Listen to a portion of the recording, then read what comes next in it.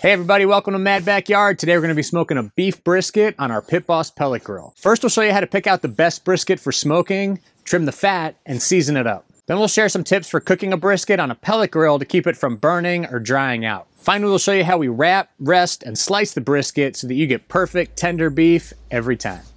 Ideally, you'll want to pick out a full brisket, sometimes called a full packer brisket, because this will contain both the leaner flat muscle as well as the fattier point muscle. Many times you'll just see small brisket flats sold individually. Individual brisket flats work fine for corned beef or if you're cooking in a crock pot, but they tend to dry out when cooked by themselves on a smoker. There's a lot of fat within the point section itself, as well as between the point and flat sections, so you'll end up with a much juicier, tender brisket if you cook the whole thing rather than smoking a brisket flat by itself. Try to find the highest grade beef that's within your budget. Prime is the best and will have the most intramuscular fat. Choice grade beef will work as well, but it won't have as much marbling or fat, especially in the leaner flat section.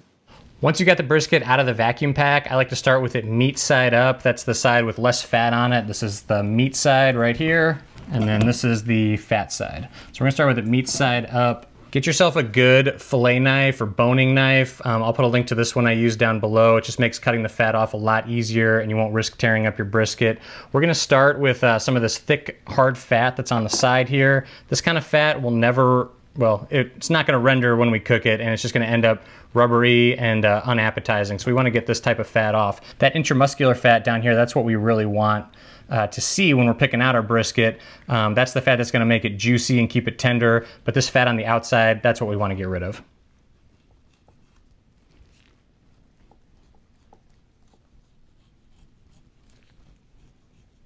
Next, we're gonna take off some of this hard fat on the tip here.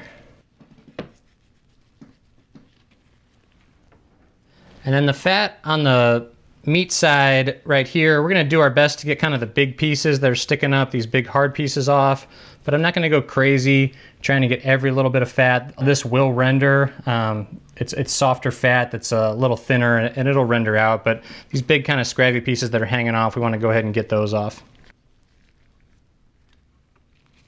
You can see we've cut that big corner piece of fat off the meat side here, and there's a pocket of fat that runs between the flat and the point muscle on the other side. So we're not gonna go digging that completely out. That's gonna render as we cook over time, but we wanna get as much off the edge as we can. You can see now we've got this kind of thin area here and some fat along the side and a little bit of oxidized meat on the side here that's just a little mealier and gray versus the better meat here. So what we're actually gonna do is cut off the edge of the brisket here, and don't waste this. You can save it for chili or making hamburgers or sausage or whatever you want, but it's just going to give our brisket a little cleaner look and get rid of all that fat on the edge. And we're just going to kind of even this out and clean it up a little bit.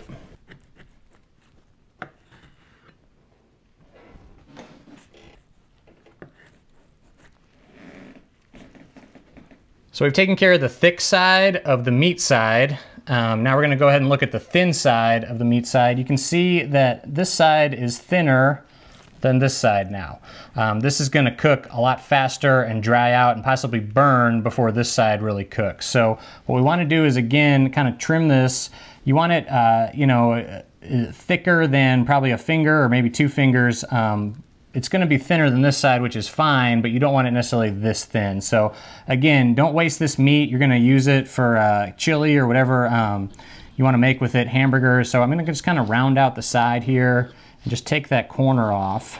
And then I'm gonna come in along the front corner here and kind of round this out as well, because a corner like that is probably gonna burn on the smoker. We're just gonna kind of clean this up.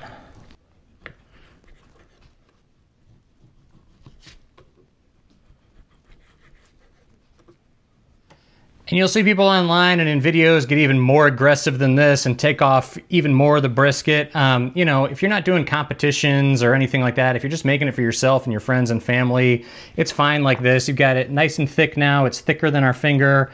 It's not as thin as it was before, so we don't have to worry as much about it drying out and burning. It's a little more even to cook, and we can save that meat to do other things with. Now we flipped it over and we got the fat side up. This is also called the fat cap. You can see this is the side we trimmed off, so you can really get a sense now of how thick that fat cap is on the fat side of the brisket. So what we want to do is trim this down to where we only have about a 1/4 inch of thickness here. You don't take it completely off. We want some fat on there to protect the meat and to help keep it juicy, but we don't want this much because this will just never render. It'll stay rubbery, and we want to get that off. So again, have a good boning knife here. I like to start at the point end and kind of work my way down along with the grain of the meat towards the flat end. So I'm gonna start with this hard piece right here that's sticking up and kind of work my way down this way, and then we'll kind of keep coming as we go.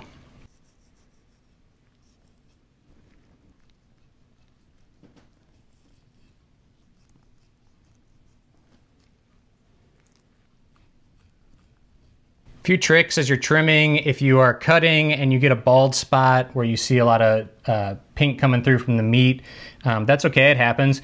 It just means you went too close to the meat itself. Just take your knife away and then kind of start on the other side of the bald spot. Don't keep going, or else you may just keep going down into the meat and take too much meat off. Another tip is to try to trim the brisket while it's as cold as possible. This has been sitting out a little while because we've been filming, but ideally you would take it right out of the fridge and start trimming the fat, and it's just gonna cut a lot easier. Some people even put it in the freezer for 30 minutes or so before they trim. So that's another trick if you're having some trouble really getting the fat to trim the way you want it to. We're gonna use some Worcestershire sauce as a binder. You don't have to use a binder if you don't want to. Some people use yellow mustard. I like Worcestershire on beef, so we're just gonna put a little bit on the fat side first. We're gonna be cooking this fat side down, at least to start. So I wanna season this side first. We're gonna go ahead and use our Meat Church Holy Cow barbecue rub. This is a really great rub for beef. We're gonna be pretty aggressive sprinkling this on. There's a lot of meat to season here. And this Holy Cow is mostly salt, pepper, garlic, paprika. There's no sugar in it. So this is kind of our savory rub here. And then we're gonna come over the top of it with a little bit of this Meat Church Gospel rub. This has a sweeter flavor to it. We're not gonna go crazy on brisket with a lot of sugar. This isn't super sweet, but it's just gonna give it a little extra flavor. Now we're gonna go ahead and do the meat side.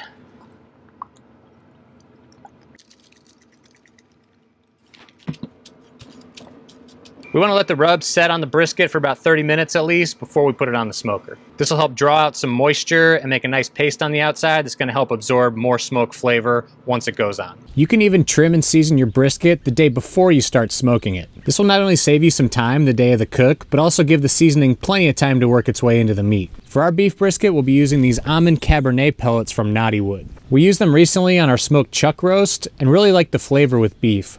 I'll put a link to them down in the description if you want to try them out. Make sure to have plenty of pellets on hand since this will be a longer cook than what you may be used to. You'll also want to clean out your fire pot really well beforehand, as it'll fill with a lot of ash during this cook. If you get too much ash built up in the fire pot, it can block the pellets from falling in. You can switch to a more budget-friendly pellet as the cook goes on, especially once you've wrapped the brisket. This is because it'll absorb the most smoke flavor in the beginning and less as you cook it. Once you've loaded the hopper to the top with pellets, turn on the Pit Boss, let it run through the startup cycle, and set the temperature to 200 degrees Fahrenheit. I've got mine set up to just put it on the main grates down below. If you've got a bigger Pit Boss than I do, like the 1600 or another type of pellet grill with more vertical space, I'd recommend trying to put it on the top rack. Because I bought a 20-pound brisket, I can't fit it on the top rack today, so we're gonna start it on the main grates. The nice thing about doing it on the top rack is you can put a water pan underneath it to get a little extra level of heat diffusion. As we know on a pellet grill, our heat comes from below, and the way we're gonna counteract that today is by putting it fat side down. A lot of times with classic brisket recipes on offset smokers, you'll see people talk about putting it fat side up. Because we're doing this on a pellet grill, particularly a Pit Boss pellet grill, where that fire pot is right in the middle, and we get a lot of direct heat from below, even with the flame broiler in place, I wanna do fat side down to help protect that meat side so it doesn't dry out and burn while we're cooking. I'm gonna position it with the thinner flat side as far to the right as I can. This is the cooler side of my Pit Boss versus the left side where that flame broiler is closer to the grates. I get a little more direct heat from that, so I want to avoid that and keep this thinner part of the brisket over on the right. And then I got the thicker, fattier point right over the fire pot there. So if you haven't watched our video on how to fix your Pit Boss temperature issues, I'll put a link to it up above and also down below in the description. But we use a flame tamer modification over the fire pot to help block that direct heat. It's just an extra level of heat diffusion to give you more indirect heat around whatever you're cooking and not risk burning whatever's right over the fire pot. We want to put the most smoke flavor on our brisket in the very beginning when it's still wet and cold and it's the most receptive to absorbing smoky flavor. That's why we'll be setting up a small firebox with some charcoal and hickory wood chunks. We made a whole video showing you step by step how to set this up. I'll put a link to that down in the description as well. I'm gonna push this towards the back. That way the smoke travels over the brisket towards the exhaust chimney. But I want it far enough away from my temperature probe that the charcoal in there is not affecting the temperature reading at all.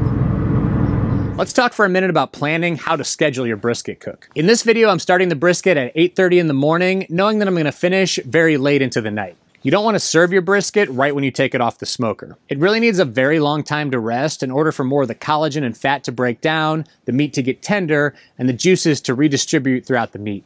We'll talk more about resting later on in the video, but when I take it off late at night, I'm gonna put it in a warm oven to rest while I go to bed. And then we're gonna slice and serve it the next day early in the afternoon. So how long is it gonna take altogether? A good rule of thumb is about 1 hour of cooking time per pound of brisket. This includes both the smoking and wrap time on the smoker, but not the rest time. So this giant 20-pound brisket will have about 20 hours on the smoker and 6 to 8 hours resting in the oven. The nice thing about this is you have some leeway with your resting time, especially if you're holding it at a constant temperature in a warm oven, and therefore you have a lot of control over when you actually serve the brisket. So you don't have to time your cook perfectly by any means in order to serve it at the time you want to your guests. I'm starting mine in the morning so I could film it in the daylight while it's smoking and then sleep while it's resting overnight. However, you may want to start your brisket in the afternoon or evening and then go to sleep while it's smoking. You'd then get up early, wrap it in the morning, rest it during the day, and serve it around dinner time. If you don't feel comfortable going to bed while your meat's on the smoker, then do it the way I'm doing it.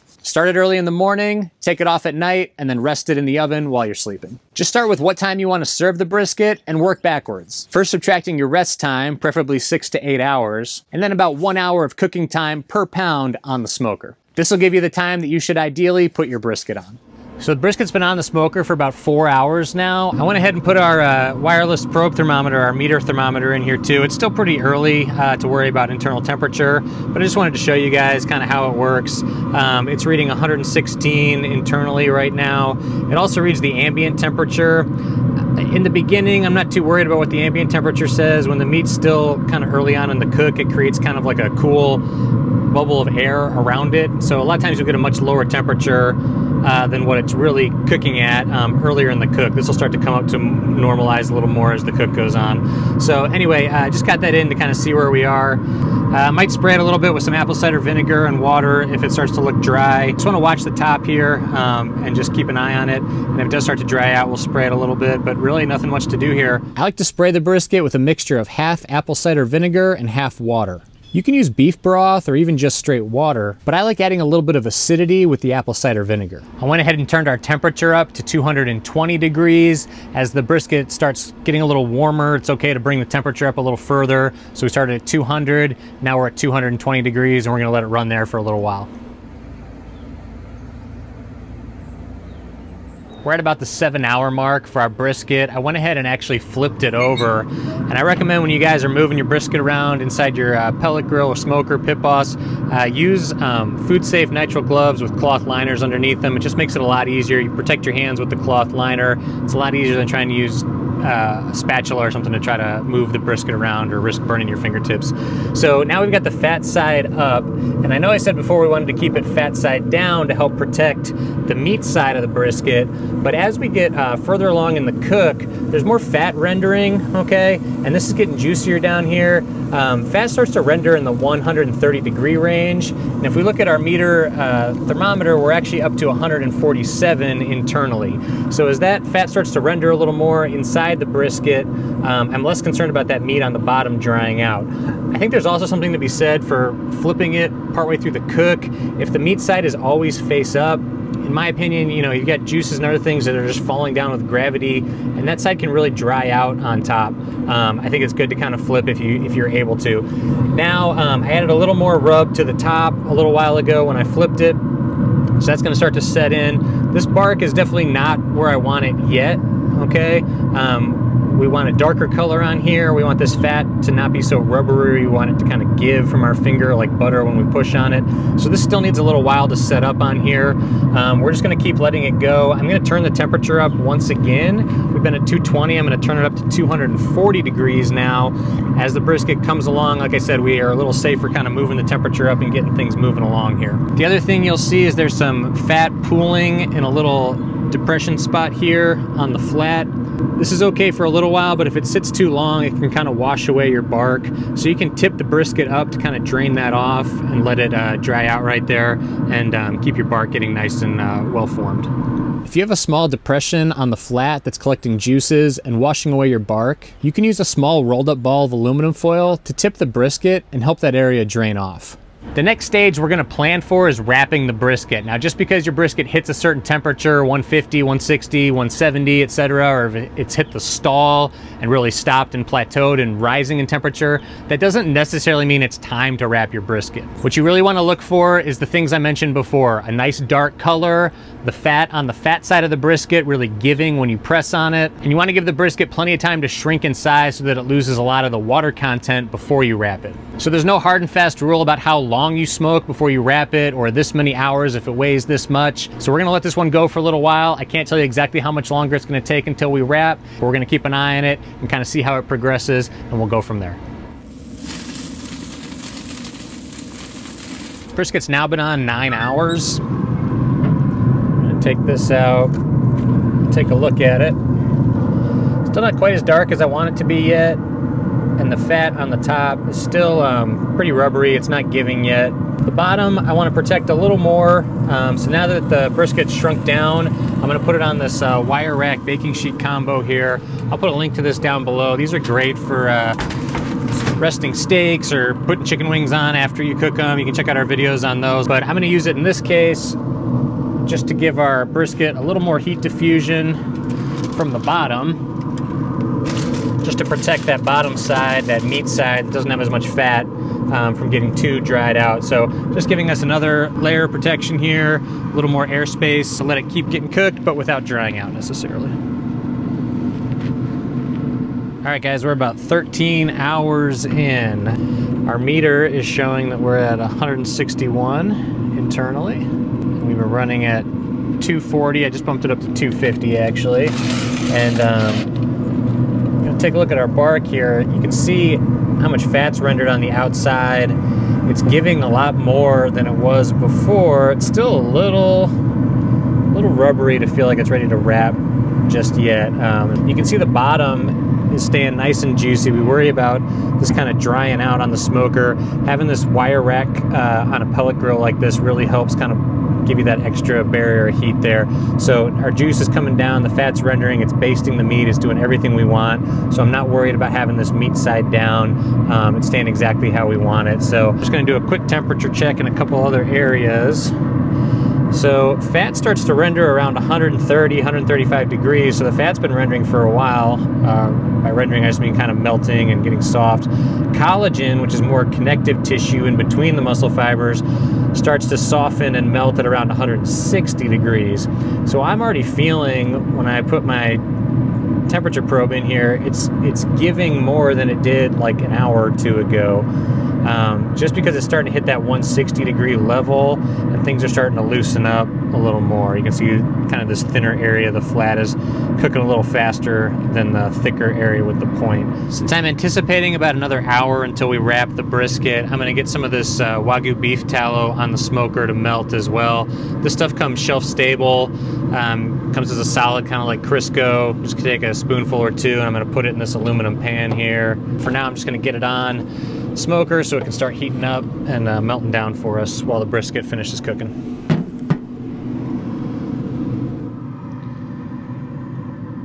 We're at 15 hours now on the brisket. You can see that our bark is pretty much right where we want it at this point. So when I push into it, it really gives.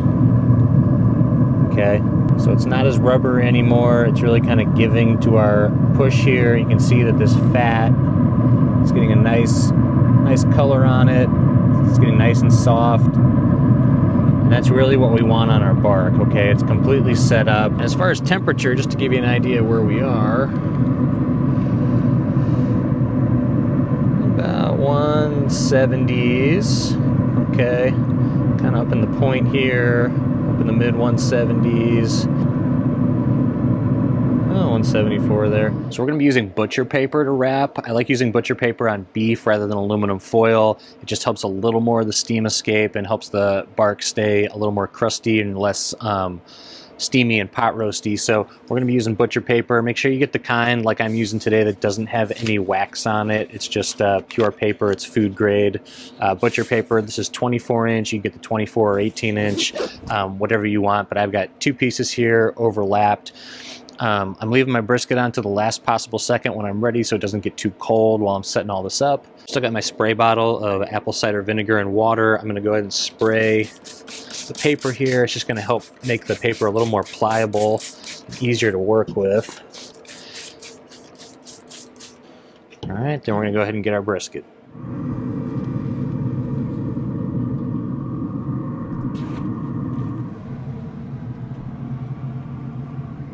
Okay, so I've got our brisket here. We've still got the fat side up. This is where, again, you want your gloves and cloth liners because this is going to be kind of hot and greasy, so it's a lot easier to work with if you've got those on. I'm going to put it towards the end of the paper here, and I'm going to put it fat side down. And I'm just going to take some of the tallow that we melted, put a little extra tallow on here, just to keep everything nice and moist. Now you can see how now having sprayed the butcher paper, it's not rolling up on us and moving around as much. So I'm just going to take the edge here and bring it over the top of the brisket. And then we're going to take the edges here and fold them over this way. You want to try to get it as tight as you can. So I'm going to pull this a little more this way. Kind of tuck it under the brisket as well.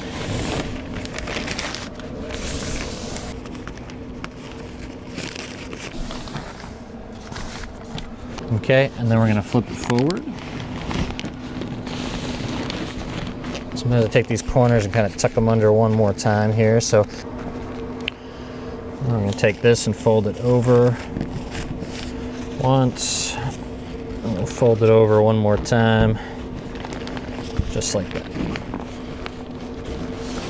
Go ahead and take the wrapped brisket, and we're going to put it right back on the Pit Boss. We've still got fat side up. And I've got the point end still over towards the middle here, which is going to be a little warmer than the flat end. Take my meter probe and put it back in through the middle here, kind of work my way through the butcher paper into the meat. And then we're going to turn the heat up to 260 degrees. I'm sure you guys see a pattern here as we're raising the temperature. As the meat becomes more protected, we can get away with turning the temperature up. We're going to turn it up to 260, may even go up to 270 here. We'll just kind of see how the cooking progresses. And we're aiming for an internal temperature of about 200 to 205 degrees. At this point, it's just getting up to temperature and getting that collagen to finish breaking down so the meat is nice and tender. We're going to get it up to about 200, 205. We'll spot check it with our instant thermometer, take it off when it's done, and then we'll rest it. This brisket took about another 4.5 hours to finish cooking while wrapped at 270 degrees. So our total cooking time was just short of 20 hours for our 20-pound brisket. Just use a good instant read thermometer and check multiple areas by poking right through the butcher paper to check the temperature of the meat. Internal temperature is important, but what's more important is that the brisket has become what's known as probe tender. This means that your temperature probe goes in easily with no resistance, like it's going through soft butter. This will likely happen around the 205 degree mark. However, all briskets are different, so just know you may have to leave it in a little bit longer in order for it to get to probe tender. Take it off the smoker, leave it wrapped, but don't put it in the warm oven just yet. You can leave it right on the wire rack baking sheet combo, but keep it on the counter until the internal temperature comes down from 205 degrees to 170 degrees. Many people take the hot brisket right off the smoker and put it immediately into a warm oven or a cooler to rest. But I found if you do this, the brisket stays at too high of a temperature for too long and can end up falling apart and getting overcooked. So let it sit at room temperature until it comes down to 170 degrees. This is the same temperature as my oven when it's on the warm setting. So once I put it in there, I know it's gonna stay constant at 170 degrees and I feel comfortable letting it rest and going to bed. After about 6 to 8 hours, or depending when you're gonna serve the brisket, take the tray out of the oven and put it back on the counter again. The internal temperature should still be around 170 degrees, but now we're gonna let it come down to about 135 to 140 degrees in the flat before we unwrap and slice. If you're rushed for time, you can unwrap the brisket and let it cool unwrapped on the counter, but don't slice into it while the internal temperature is still 170 degrees, or you're just gonna lose a lot of the juices inside of it. Okay, let's go ahead and unwrap our brisket.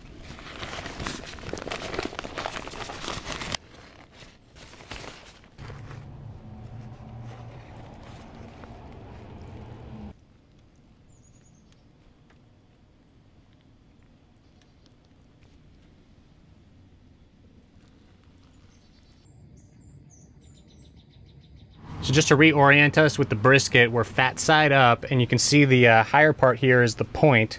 Now when you're slicing your brisket, some people start right at the end and go this way.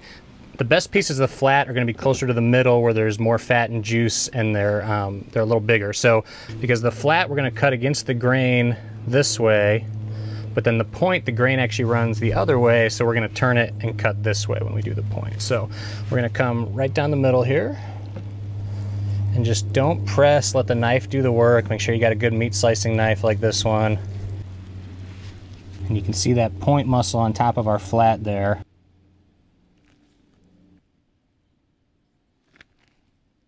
And we're just gonna slice a little bit into the flat here.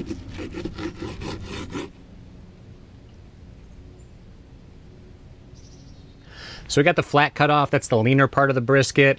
I like to cut my slices kind of thick. You can kind of cut them however you want, but I would recommend only slicing what you're gonna serve and eat right then and there. Brisket does have a tendency, no matter how juicy and fatty it is, to dry out on the board once it's sliced up. So let's go ahead and try a little bit of the flat here.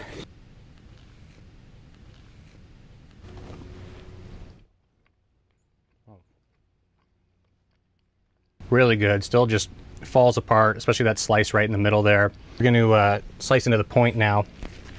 Now with the point, you've got flat still running underneath it, but when we get to the point where more of the point is there than flat, we're going to cut sideways now, and we're going to cut along this way. And this end here is where people get burnt ends from. We're going to cut right through the edge and then turn it this way. And just look at that beautiful meat candy right there. It's one of the best parts of the brisket, is cutting off the edges of the point and slicing them into little cubes, little burnt ends. Go ahead and give this a try.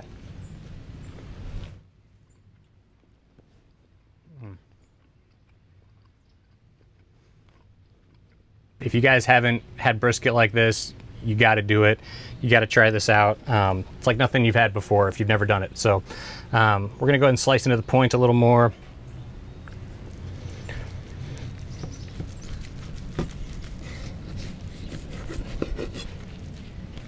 So with the point, you're going to have some fat that runs between the point muscle. Well, you're going to have a lot of fat that runs between the point muscle and the flat muscle. The goal when we cook it is to try to render out as much as possible.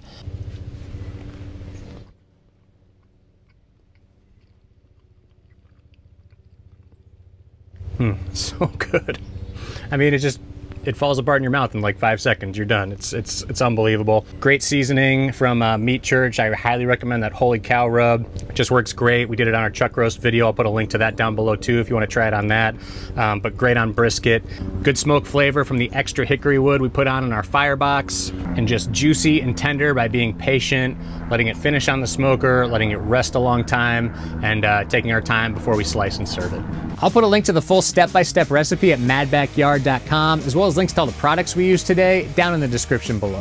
If you enjoyed this video, please make sure to hit the like and subscribe buttons so that you can get more content from our channel. And let us know down in the comments if you have any tips or tricks that you like to use when smoking a brisket, especially on a pellet grill. We're always looking for new ideas and would love to share them with our viewers. Thanks for watching.